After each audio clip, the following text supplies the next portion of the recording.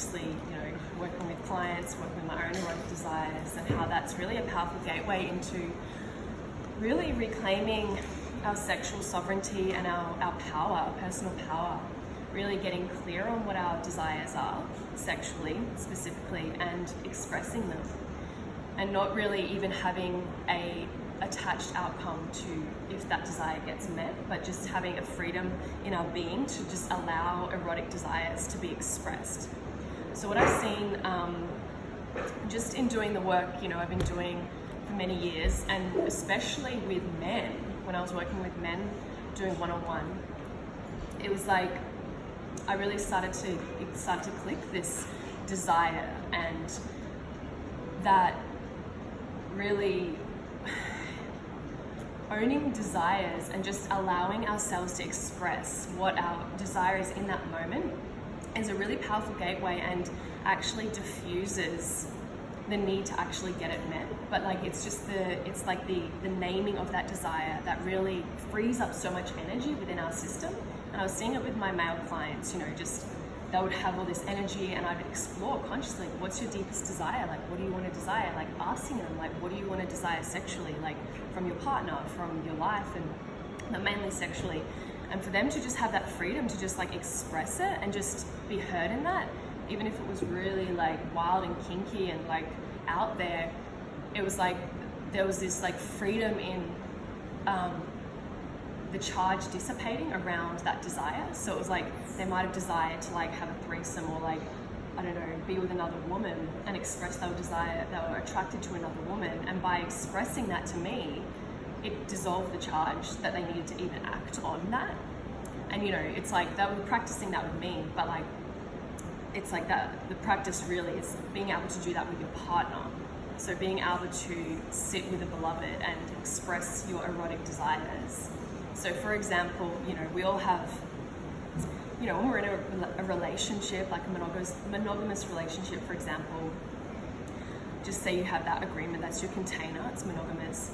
Being, you know, open in the way that like life is abundant and life is naturally flowing, and you know, there's so many beautiful women on the planet, there's so many beautiful men on the planet, that like if you're even in a relationship, owning that, like, wow, that man's like so beautiful, I'm really attracted to that man, and being honest about that to your partner. And if your partner, you know, has the same, like, she's really attractive, like I'm attracted to her, owning that desire, like, doesn't create this like unspoken awkward tension and like breeding ground for, I guess, infidelity to occur, because it's in that like suppression of our desires that like it amplifies the desire to be a bigger thing that wants to be acted on. And that's why I feel like, you know, there's things like infidelity, because it's natural to be attracted to other people when you're in a relationship. It doesn't mean you have to go and fuck them or like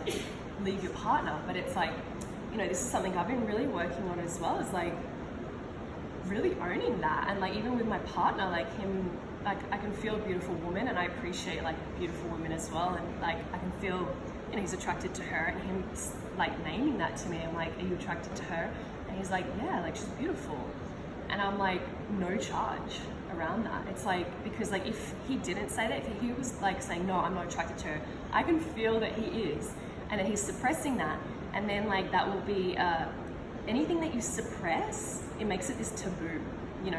And when there's a taboo, you're more likely to like act out in that in a really like deceitful way. But if we bring these desires, these natural impulses just to the light, then it dissolves the charge. Like I've had this experience many times where, you know, I'd be attracted to another guy, and I'm just like, wow, I'm curious about that, I'm attracted to that person, I'm just gonna follow that natural impulse and just like talk to that person. And then it's like there's something that needed to be exchanged with that man. It doesn't necessarily mean I have to leave my partner and be with him, or like, you know, open our relationship to polyamory or anything. It's like just that there's a natural energy, a natural desire leading that way, that there's something key in that person that could be, you know, like a connection that needs to be made, or like he has information for you, like for, I don't know, your business, or like your evolution or something, like has a key in your piece of the puzzle, whatever, in your life. And so by honoring that in myself, it's like when I just like fully express that, it's like, oh my God, I feel like so good, I can just express that. And then like I talk to the guy, and then it's like the charge is dissolved. Like there's no more attraction, because I can just freely like express, like I'm attracted to that person. Even women, you know, it's like attraction doesn't necessarily always mean that we have to have sex with the person. It's just like, this is how I see it. It's like because of that suppression of our desires that we are so confused, like, oh, I'm attracted to that person. Does that mean I have to fuck them or be with them? It's like, no, actually, sexual energy is a really powerful force that's leading you. And it often is just that you need to like have a conversation with that person, you know, or like become a friend with them, or like, you know, do a business with them, or they're like a co-creative partner with you, or something like this. And you know, it's like, I feel there's so much shame that we hold around our desires, and this is really what's one of the biggest key pieces I feel around like awakening our sacred sexuality, is owning those parts of us that are like freaky and weird, and like we think like or like, I don't know if anyone will really embrace this, or is this too weird, like if I want this sexually, like, but if you can even just name it, it doesn't even have to happen. It's just like owning, like I have a desire to have like two men worshiping, like my partner and another man just like fully worshiping me. And when I just like express that to my partner, like not necessarily having sex with the other man, just like the other man massaging me and like, you know, worshiping me as a goddess, and then my partner like making love to me. And for me to express that to him, which like I used to have so much shame around, like it was like, oh, he might get, you know, might hurt his feelings, or like just expressing that, it's like I don't need to have it happen, but I just like feel so good that he can just be like, oh wow, like embrace my desire, and like, and same for his desires and fantasies. And it's like just being able to express like what we really truly desire allows us to get to know each other at a really deep level, and having like, yeah, no attachment to that desire. If it does unveil, like, you know, that's beautiful, but like if it doesn't, it's just, it's more like the energy around the desire is so freeing when you can just name it and express it, you know?